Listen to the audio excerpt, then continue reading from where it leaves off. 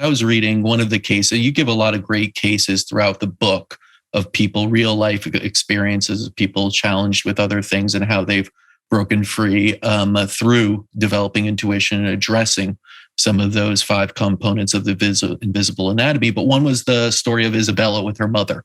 And, I believe she was anorexic and had a very hard time and was asking, went to all the specialists and was asking, why am I not healing? What's wrong with me?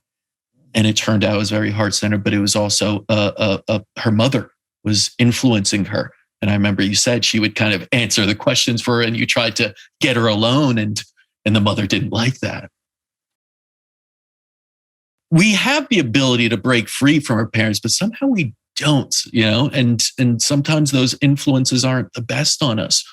What's your advice? Because in your work with Isabella, there was a little bit, she was able to detach from the mother's influence, the mother's kind of wanting her to be a certain way when she wasn't that way, that was driving her. What would be your advice for people, let's say, adults now, not children, that are trying to break free and maybe have that feeling that, their parents did have some influence or maybe had expectations of them that they didn't reach? How do you break free and kind of consolidate those ideas of I'm not good enough, in a parent's mind? I'm going to address the parent and then I'll address the child.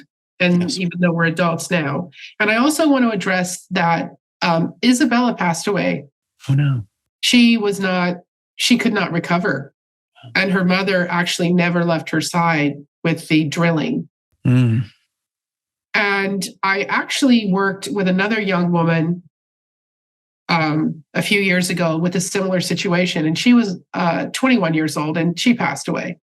So this is a very serious subject matter for me because I'm a very heart-centered person, and these are very emotional things that I go through with the individuals that I've worked with. And what I've discovered, in my opinion, because you can never say that it's just the God's truth, that. So in my opinion,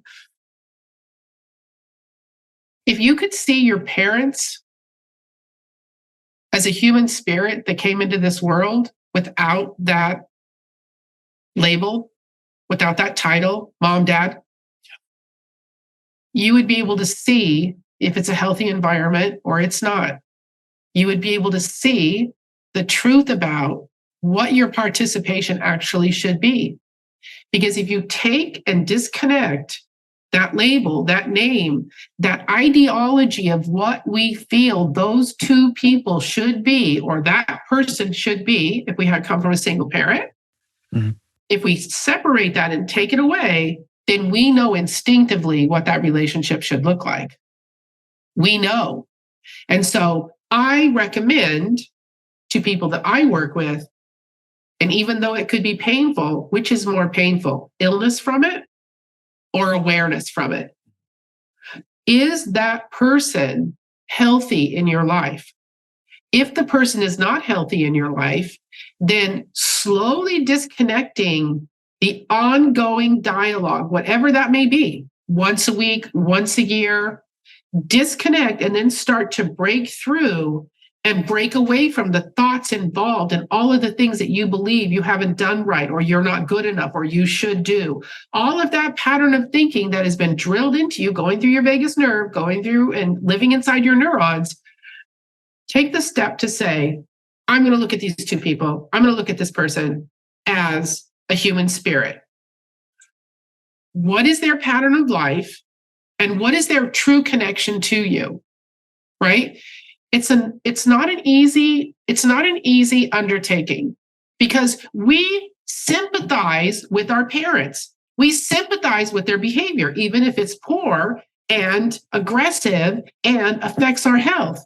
We sympathize because the word, it's my mother, it's my father, it's my sister. I know she abused me, but it's my sister. Wait a minute. My sister's name is XYZ. Now I'm going to say, the person in my life's name is XYZ. Cut the sister out. How are you doing? You wouldn't talk to that person, right? So we give so much strength and so much expectation to our parent because we want that loving parent. We want the loving parent.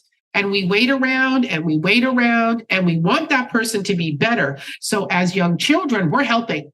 We're helping. We're doing it. You can do it. We're helping. Whether we're saying that or not, we're doing it because we want to put that family unit together to make it look right, feel right, be right. But you can't. That human spirit is on their own destiny. They're making their own choices and decisions. And whatever they're doing, it's all about them. And that's the thing that I think people don't understand is we cannot force someone to be better. They're who they are. And who is the person that makes a choice or decision on how to interact in that environment? It's us. Yes, exactly. Did that help with the answer? Oh, absolutely. And